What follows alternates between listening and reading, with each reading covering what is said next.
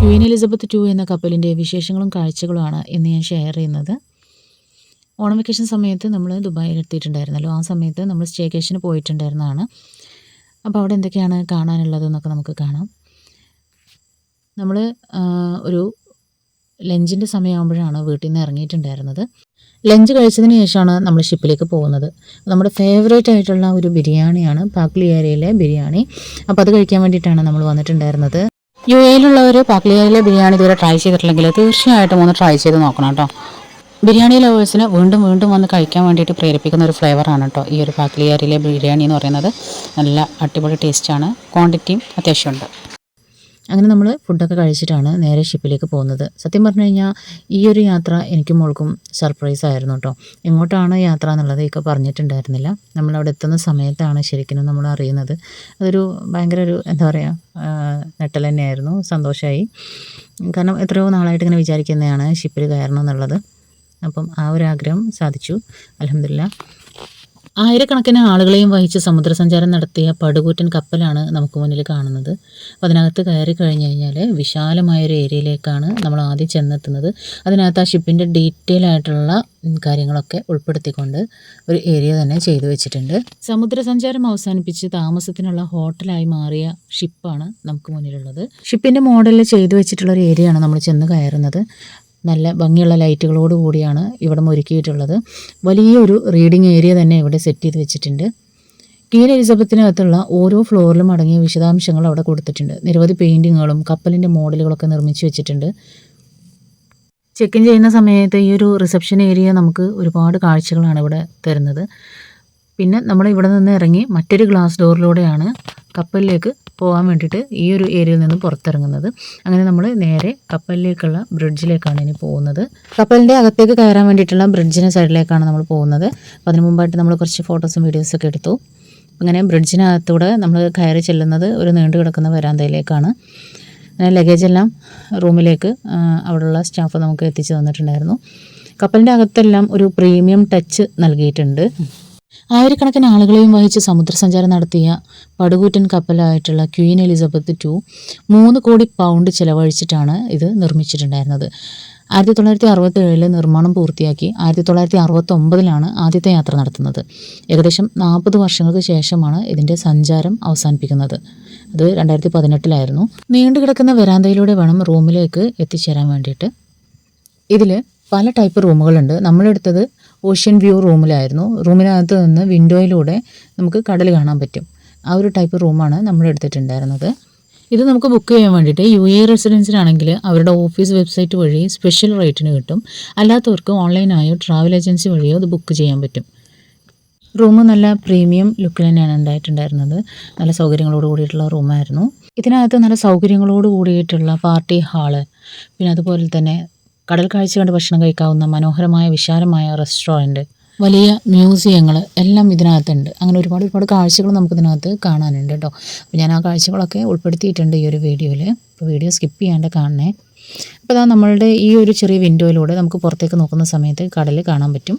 അപ്പോൾ ഈ ഒരു രീതിയിലാണ് നമ്മളുടെ റൂമുള്ളത് കേട്ടോ. ഒരു ഫ്ലോട്ടിംഗ് ഹോട്ടലായിട്ടാണ് ക്വീൻ എലിസബത്ത് II ദുബായിലെ പോർട്ട് റാഷിദിൽ പ്രവർത്തിക്കുന്നത്. ഇതിനകത്തൂടെ ഓരോ ഏരിയയിലൂടെ നമ്മൾ കടന്നു പോകുമ്പോൾ വലിയ ഷിപ്പായതുകൊണ്ട് തന്നെ വഴിയൊക്കെ നമുക്ക് കൺഫ്യൂഷൻ വരാൻ ചാൻസ് ഉണ്ട് കേട്ടോ. അതിലൂടെ നടക്കുന്ന സമയത്ത് നമുക്കങ്ങനെ ഫീൽ ചെയ്തിട്ടുണ്ടായിരുന്നു. എല്ലാം ഒരുപോലെയാണുള്ളത്. ഓരോ ഭാഗത്തു നിന്നും ഓരോ ഭാഗത്തേക്ക് എത്തുമ്പോൾ പുതിയ കാഴ്ചകളാണ് നമുക്ക് കാണാൻ വേണ്ടിയിട്ടുണ്ടായിരുന്നത്. ഇവിടെ സ്റ്റേ ചെയ്യുന്ന സമയത്ത് ക്രൂയിസ് ഷിപ്പിൽ പോകുന്ന ഒരു എക്സ്പീരിയൻസ് മൂവിങ് അല്ലാതെ എന്നാൽ ക്രൂയിസിൽ തന്നെ താമസിക്കുന്ന ഒരു അനുഭവം നമുക്ക് ഉണ്ടാവും കേട്ടോ. അങ്ങനെ ഒരു വെറൈറ്റി എക്സ്പീരിയൻസ് ആണ് സത്യം പറഞ്ഞു കഴിഞ്ഞാൽ നമുക്ക് ഇവിടെ കിട്ടുന്നത്. ലഗേജ് റൂമിൽ വെച്ച് ഒന്ന് ഫ്രഷ് ആയതിനു ശേഷം നമ്മൾ ഈ ഒരു ഷിപ്പൊക്കെ ഒന്ന് ചുറ്റിക്കാണെന്ന് വിചാരിച്ചിട്ട് റൂമിൽ നിന്ന് പുറത്തിറങ്ങിയിട്ടുണ്ടായി. ക്വീൻ എലിസബത്ത് II എന്ന ഈ ഒരു ആഡംബര കപ്പൽ ആഴക്കടലിലൂടെ കൂറ്റൻ തിരമാലകളോടും കാറ്റിനോടും മഞ്ഞുമലകളോടും മല്ലിട്ട് 40 വർഷത്തോളം ഉലകം ചുറ്റിയ കപ്പലാണ്. അതിൻ്റെ പ്രൗഢിയും പൈതൃകവും പങ്കുവെക്കാൻ ദുബായ് റാഷിദ് തുറമുഖത്ത് നങ്കൂരമിട്ട് നക്ഷത്ര ഹോട്ടലുകളോട് കിടപിടിക്കുന്ന സൗകര്യങ്ങളുമായിട്ടാണ് അതിഥികളെ ഈ ഒരു കപ്പൽ വരവേൽക്കുന്നത്. 1964 ക്യൂനാഡ് ക്രൂയിസ് കമ്പനി ഈ കപ്പൽ നിർമ്മിക്കാനുള്ള കരാർ ജോൺ ബ്രൗൺ എന്ന സ്ഥാപനത്തിന് നൽകുന്നത്. പണി കഴിഞ്ഞ് യാത്രക്കൊരുങ്ങിയ കപ്പലിന് 1967 ബ്രിട്ടീഷ് രാജ്ഞി തൻ്റെ സ്വന്തം പേര് നൽകിയത് പിന്നിൽ ഒരു രസകരമായിട്ടുള്ള സംഭവം ഉണ്ടെന്നാണ് പറയുന്നത്. നാവികരുടെ നടപ്പനുസരിച്ച് കണ്ടുവച്ച പേരടങ്ങിയ കവറും ഒരു കുപ്പി ഷാമ്പെയിനും ക്ഷണിക്കപ്പെട്ട വിശിഷ്ടാതിഥി തടിച്ചുകൂടിയ ജനസഞ്ചയത്തെ സാക്ഷിയാക്കി തുറന്നു പ്രഖ്യാപിക്കുന്നതോടെയാണ് കപ്പൽ നെറ്റിലിറക്കുന്നത്. ക്വീൻ വിക്ടോറിയ, ക്വീൻ മേരി തുടങ്ങിയ തങ്ങളുടെ മറ്റ് കപ്പലുകളുടെ പേരുകളിൽ നിന്നും വ്യത്യസ്തമായി ഒരു സ്കോട്ടിഷ് പേര് നൽകാനായിരുന്നു ക്യുനാർഡ് കമ്പനി ഉദ്ദേശിച്ചതും കവറിൽ നിക്ഷേപിച്ചതും. എന്നാൽ അന്നത്തെ ദിവസം ഷാമ്പെയിൻ കുപ്പിയുടെ അടപ്പ് തുറന്നെങ്കിലും പേരടങ്ങിയ കവർ തുറക്കാതെ തന്നെ രാജ്ഞി ഇങ്ങനെ പ്രഖ്യാപിച്ചു: ഈ കപ്പലിനെ ക്വീൻ എലിസബത്ത് II എന്ന് ഇതിനാൽ നാമകരണം ചെയ്യുന്നു എന്ന്. കപ്പലിനും അതിലുള്ള യാത്രക്കാർക്കും ദൈവാനുഗ്രഹം ഉണ്ടാവട്ടെ എന്നുകൂടെ കൂട്ടിച്ചേർത്തു. പേരിടയിലുണ്ടായ ഈ ഒരു അങ്കലാപ്പ് കാരണം പിന്നെയും 2 കൊല്ലത്തോളം കന്നിയാത്രയ്ക്ക് കാത്തു കെട്ടിക്കിടക്കുന്നതും ഈ കാലയളവിൽ കപ്പലിലെ പരവതാനി അടക്കം പലതും പലവട്ടം മോഷണത്തിനിരയായതും ഒരു പഴങ്കഥയാണ്. 1969 മനുഷ്യൻ ചന്ദ്രനിലിറങ്ങിയ വർഷം തുടങ്ങിയ യാത്രകൾ 2008 അവസാന സഞ്ചാരത്തോടെ ദുബായ് തുറമുഖത്ത് നങ്കൂരമിടുമ്പോൾ QE2 ഒട്ടേറെ റെക്കോർഡുകൾ നേടിയിട്ടുണ്ട്. 4 പതിറ്റാണ്ട് നീണ്ട യാത്രകളിൽ ഇവൾ താണ്ടിയത് 6 മില്യൺ മൈലുകൾ, 812 തവണ അറ്റ്ലാന്റിക് സമുദ്രം മുറിച്ചു കടന്നു, 25 വേൾഡ് ക്രൂസ്, കൂടാതെ ചെറുതും വലുതുമായ 1400ഓളം ഒറ്റപ്പെട്ട യാത്രകൾ, അതിസമ്പന്നരടക്കം 2.5 മില്യൺ യാത്രക്കാർ. 1986 ഡീസൽ എഞ്ചിനിലേക്ക് മാറുന്നതുവരെ ക്യുനാർഡ് കമ്പനിയുടെ നീരാവി എഞ്ചിൻ ഉപയോഗിച്ച അവസാന കപ്പലും ഈ കപ്പലാണ്. ചരിത്രത്താളുകളിൽ അനേകം വരികൾ എഴുതി ചേർത്ത ഈ കൂറ്റൻ യാനം ഇപ്പോഴും ചരിത്രം സൃഷ്ടിക്കുകയാണ്. അക്കോർ എന്ന ഹോട്ടൽ ശൃംഖല നക്ഷത്ര നിലവാരത്തോടെ ഒരു ഫ്ലോട്ടിംഗ് ഹോട്ടലായാണ് ഇത് നടത്തുന്നത്. റോയൽ സ്യൂട്ടും ക്യാപ്റ്റൻ സ്യൂട്ടും ക്വീൻസ് റൂമും തുടങ്ങി വിവിധ വലുപ്പത്തിലുള്ള 447 റൂമുകളാണ് അതിഥികൾക്കായി ഈ ഒരു കപ്പലൊരുക്കിയിട്ടുള്ളത്. റെസ്റ്റോറൻറ്റുകളും പൂളും ജിമ്മും ഷോപ്പിംഗ് ഏരിയയും തിയേറ്ററും തുടങ്ങി സകല സജ്ജീകരണങ്ങളും വേറെയുണ്ട്. ഇതൊന്നും കൂടാതെ വിവാഹം, ബിസിനസ് മീറ്റ് പോലുള്ള ചടങ്ങുകൾ അവിസ്മരണീയമാക്കണം എന്ന് ചിന്തിക്കുന്നവർക്ക് ഇവിടം ഒരു ബെസ്റ്റ് ഓപ്ഷനാണ്. ഇവന്റ് ഡെസ്റ്റിനേഷനായി ഇവിടം ഒരുപാട് പേര് തിരഞ്ഞെടുക്കാറുണ്ട്.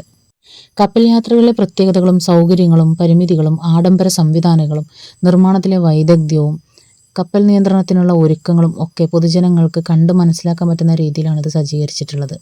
ഒരു ഏരിയയിലേക്ക് ചെല്ലുന്ന സമയത്ത് നമുക്ക് സ്വിമ്മിംഗ് പൂള് കാണാം, പിന്നെ അതുപോലെ തന്നെ ജിമ്മ്, പിന്നെ നമ്മൾ തൊട്ട് മുമ്പ് കണ്ട ആ ഒരു മ്യൂസിയത്തിനകത്ത് ഇതിനു മുമ്പ് ഇതിനുള്ള ക്യാപ്റ്റനും അതുപോലെ തന്നെ ഇതിൻ്റെ ഓരോ ഏരിയയിലും ഉപയോഗിച്ചിരുന്ന ടൂൾസും ക്യാപ്റ്റൻ്റെ യൂണിഫോമും കാര്യങ്ങളും അതുപോലെ തന്നെ ഇതിന് ലഭിച്ച അവാർഡുകളും ഒക്കെ നമുക്കൊരു ഏരിയയിൽ കാണാൻ പറ്റും. ഇത് പ്ലേ ഏരിയയാണ്. ചെറുതും വലുതുമായ മക്കൾക്ക് കളിക്കാൻ വേണ്ടിയിട്ടുള്ള പ്ലേ ഏരിയയാണ് അവരിവിടെ സെറ്റ് ചെയ്ത് വെച്ചിട്ടുള്ളത്. പിന്നെ അതുപോലെ തന്നെ സ്റ്റേജ് പ്രോഗ്രാമുകളൊക്കെ നടക്കുന്ന ഒരു ഏരിയ ഉണ്ട്. ഈ ഒരു ഏരിയ നമ്മൾ ചുറ്റി കണ്ടുകൊണ്ടിരിക്കുന്ന സമയത്ത് നമുക്ക് ഒരു കോള് വന്നു. സെപ്റ്റംബർ 3 നമ്മൾ ഷിപ്പിൽ റൂം എടുത്തിട്ടുണ്ടായിരുന്നത്. സെപ്റ്റംബർ 4 അവളുടെ ബർത്ത് ഡേറ്റ്. അപ്പോൾ അതിൻ്റെ തലേ ദിവസമായിട്ട് അവരുടെ വക ഒരു സർപ്രൈസ് അവർ അവിടെ റെഡിയാക്കിയിട്ടുണ്ടായിരുന്നു.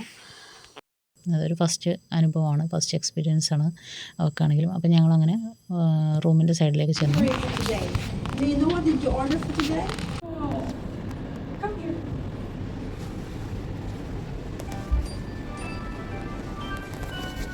Happy birthday to you. Happy birthday to you. Happy birthday to Fatma. Happy birthday to you. Thank you. Happy birthday. അവൾക്ക് 10 years ആവുന്ന ബർത്ത്ഡേ ആയിരുന്നു അത്. അവൾക്കും ഞങ്ങൾക്കും ഇത് ഫസ്റ്റ് എക്സ്പീരിയൻസ് ആയിരുന്നു. അവളുടെ ഒരു ബർത്ത്ഡേക്കും ഞങ്ങൾ ഇതുവരെ കേക്ക് കട്ട് ചെയ്തിട്ടില്ല. അപ്പോൾ ഇത് ഹോട്ടലിൻ്റെ വക അവൾക്ക് കൊടുത്തതായതുകൊണ്ട് അവൾ അങ്ങനെ കഴിച്ചു. അത് അവളുടെ ഒരു സന്തോഷം, അത്രയേ ഉള്ളൂ. അങ്ങനെ ഞങ്ങൾ വീണ്ടും താഴേക്ക് ഇറങ്ങി. ഇവിടെ നമുക്ക് ഒരുപാട് ഈ ഷിപ്പിനെ കുറിച്ച് മനസ്സിലാക്കാൻ ഓരോ വർഷത്തെയും ഈ ഷിപ്പിൻ്റെ ഓരോ കാര്യങ്ങളും ഇവിടെ നോട്ട് ചെയ്ത് വെച്ചിട്ടുണ്ട്. ഒരുപാട് അറിയാനുണ്ട്, വായിക്കാനുണ്ട്. അപ്പോൾ ഞാൻ ഡീറ്റെയിൽ ആയിട്ട് ഇതിൽ ഉൾപ്പെടുത്തുന്നില്ല. ഇതിൽ അന്നത്തെ ക്വീൻ എലിസബത്തിൻ്റെ വിവാഹ നിശ്ചയം നടത്തിയതിൻ്റെ, അതുപോലെ തന്നെ ആ ഒരു റെസ്റ്റോറൻറ്റിൽ അവർ കഴിച്ച ഫുഡ്, കഴിച്ച പ്ലേറ്റ്, പാത്രങ്ങൾ, പിന്നെ അതുപോലെ അവരുടെ വെഡ്ഡിങ്ങിൻ്റെ പാർട്ടി നടത്തിയതിൻ്റെ, അങ്ങനെ ഒരുപാട് കാര്യങ്ങൾ നമുക്ക് മ്യൂസിയത്തിൽ അവിടെ കാണാൻ പറ്റും കേട്ടോ. അങ്ങനെ കുറേ കാര്യങ്ങൾ അവരുപയോഗിച്ചിരുന്ന മേക്കപ്പിൻ്റെ ഐറ്റംസ്, പിന്നെ അവരുടെ ബാഗ്, പേഴ്സ്, അങ്ങനെ ഒരുപാട് കാര്യങ്ങൾ നമുക്കവിടെ കാണാൻ വേണ്ടിയിട്ടുണ്ട്. പിന്നെ അതുപോലെ തന്നെ ഇതിലും അവരുടെ ഒരുപാട് ഫോട്ടോസും അന്നത്തെ ഓരോ ക്യാപ്റ്റൻസിന് കൊടുത്തിരുന്ന മെഡൽ കാര്യങ്ങൾ, അതിൻ്റെ ന്യൂസുകൾ, ഈ ഒരു ഷിപ്പിനെ കുറിച്ചിട്ട് വന്നിട്ടുള്ള ഒരുപാട് ന്യൂസ് കട്ടിങ്സുകൾ അവിടെ കൊടുത്തിട്ടുണ്ട്. പിന്നെ അതിൻ്റെ ചെറിയ മോഡൽ അവിടെ ചെയ്ത് വെച്ചിട്ടുണ്ട്. അങ്ങനെ ഞങ്ങൾ ഷിപ്പിൻ്റെ ഒരു സൈഡിൽ നിന്നിട്ട് അസ്തമയം കാണാൻ വേണ്ടിയിട്ട് വെയിറ്റ് ചെയ്ത് നിന്നു. അപ്പോൾ അതൊരു വിശാലമായിട്ടുള്ള ഏരിയ തന്നെയായിരുന്നു കേട്ടോ. അങ്ങനെ ഒരുപാട് ഭാഗങ്ങളിൽ ഇതുപോലെ സിറ്റിംഗ് ഏരിയകൾ റെഡിയാക്കി വെച്ചിട്ടുണ്ട്. നമുക്ക് ഒരുപാട് സമയം സംസാരിച്ചിരിക്കാനും പിന്നെ അതുപോലെ തന്നെ എന്താ പറയുക റിലാക്സ് ചെയ്തിരിക്കാനൊക്കെ പറ്റിയ കുറേ ഏരിയാസ് ഈ ഒരു ഷിപ്പിൽ നമുക്ക് കാണാൻ പറ്റുന്നുണ്ട്. അങ്ങനെ രാത്രിയായി. നമ്മൾ ഡിന്നർ ഇവിടെ ഉണ്ടായിരുന്നില്ല. നമ്മൾ ഡിന്നർ പുറത്തുനിന്ന് നമ്മൾ ഓർഡർ ആക്കി. ബ്രേക്ക്ഫാസ്റ്റ് ഇവിടെ നമുക്ക് ഇൻക്ലൂഡഡ് ആണ്. അങ്ങനെ നമ്മൾ ഉറങ്ങി എണീറ്റു. രാവിലെ ആയപ്പോഴുള്ള കാഴ്ചയാണ് കേട്ടോ ഈ കാണുന്നത്. അപ്പോൾ നമുക്ക് വിൻഡോയിലൂടെ നോക്കുമ്പോൾ നമ്മൾ തലേദിവസം കണ്ട അതേ കാഴ്ച തന്നെ, പക്ഷേ പ്രകാശം ഒന്നും കൂടെ സൂര്യൻ ഉദിച്ച് വന്ന സമയത്തുള്ള കാഴ്ച വേറൊരു ഫീൽ തന്നെയല്ലേ. അങ്ങനെ നമ്മൾ ഫ്രഷായി റെസ്റ്റോറൻറ്റിലേക്ക് പോയി ബ്രേക്ക്ഫാസ്റ്റ് കഴിക്കാൻ വേണ്ടിയിട്ട്. അപ്പോൾ അത് വേറൊരു ഏരിയയിലായിരുന്നു കേട്ടോ. അപ്പോൾ അതൊക്കെ ആ ഒരു റെസ്റ്റോറൻറ്റിലേക്കൊക്കെ പോകുന്ന ഒരു വഴിയിലൊക്കെ തന്നെ നമുക്ക് ഒരുപാട് കാഴ്ചകൾ നമുക്ക് കാണാനുണ്ട്. ശരിക്കും ലക്ഷറീസ് ആയിട്ട് തന്നെ ഒരുക്കിയിട്ടുണ്ട് restaurant. Nuts, seeds, jambs, bread, juices, salads, egg, അങ്ങനെ ഒരുപാട് കാര്യങ്ങൾ ഉൾപ്പെട്ടിട്ടുള്ള ഒരുപാട് വെറൈറ്റി ആയിട്ടുള്ള ഐറ്റംസ് ഉൾപ്പെട്ടുകൊണ്ടിട്ടുള്ള ബ്രേക്ക്ഫാസ്റ്റ് തന്നെയായിരുന്നു. അങ്ങനെ എല്ലാം കൂടെ നമുക്ക് ട്രൈ ചെയ്ത് നോക്കാനുള്ള കപ്പാസിറ്റി ഇല്ല. എന്നാൽ തന്നെയും നമ്മൾ ഒരുപാട് കാര്യങ്ങൾ ട്രൈ ചെയ്തിട്ടുണ്ടായിരുന്നു കേട്ടോ.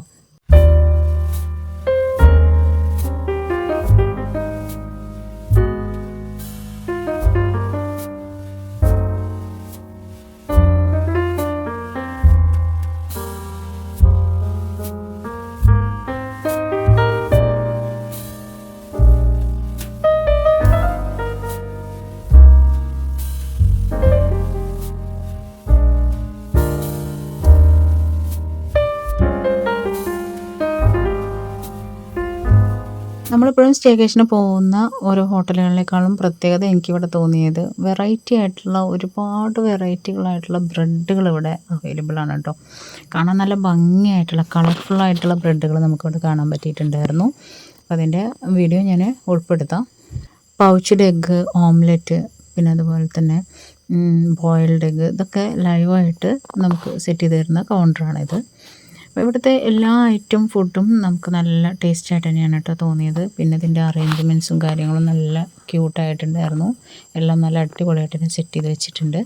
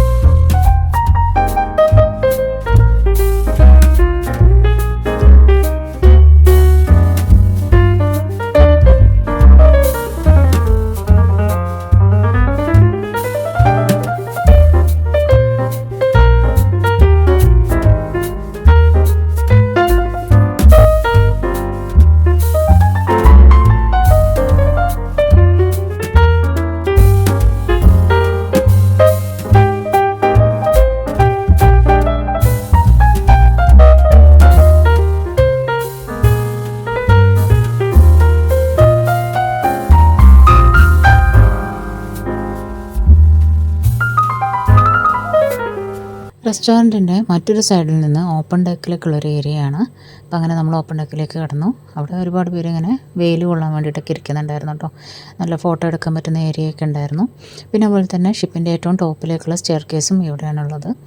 അപ്പോൾ നമുക്ക് ഈ ഭാഗത്ത് നിന്ന് വേണമെങ്കിൽ കയറാം. പക്ഷെ നല്ല വെയിലായത് കാരണം പിന്നെ ഞങ്ങൾ മുകളിലേക്കൊന്നും പോയിട്ടുണ്ടായിരുന്നില്ല കേട്ടോ. ഇവിടെ ഇങ്ങനെ നിൽക്കുന്ന സമയത്ത് വിചാരിച്ചു, കാരണം എന്താ പറയുക, ഷിപ്പിലൂടെ അങ്ങനെ പോവുകയാണെന്നുണ്ടെങ്കിൽ ഈ ഒരു ഭാഗത്ത് നിൽക്കുമ്പോഴുള്ളൊരു കാഴ്ച എന്തായിരിക്കും എന്നൊക്കെ ഉള്ളത് ചിന്തിച്ചു കേട്ടോ. ഇവിടെ നിന്നപ്പോൾ നല്ലൊരു രസകരമായിട്ടുള്ളൊരു കാഴ്ച തന്നെയായിരിക്കും. അല്ലാണ്ട് തന്നെ നമുക്ക് ഇവിടെ നിൽക്കുമ്പോൾ നല്ല രസമായിട്ട് തോന്നിയിട്ടുണ്ടായിരുന്നു കേട്ടോ. അങ്ങനെ നമ്മൾ വീണ്ടും റെസ്റ്റോറൻറ്റിൻ്റെ അകത്തൂടെ തന്നെ നേരെ മറ്റ് ഭാഗങ്ങളിലേക്ക് പോയി.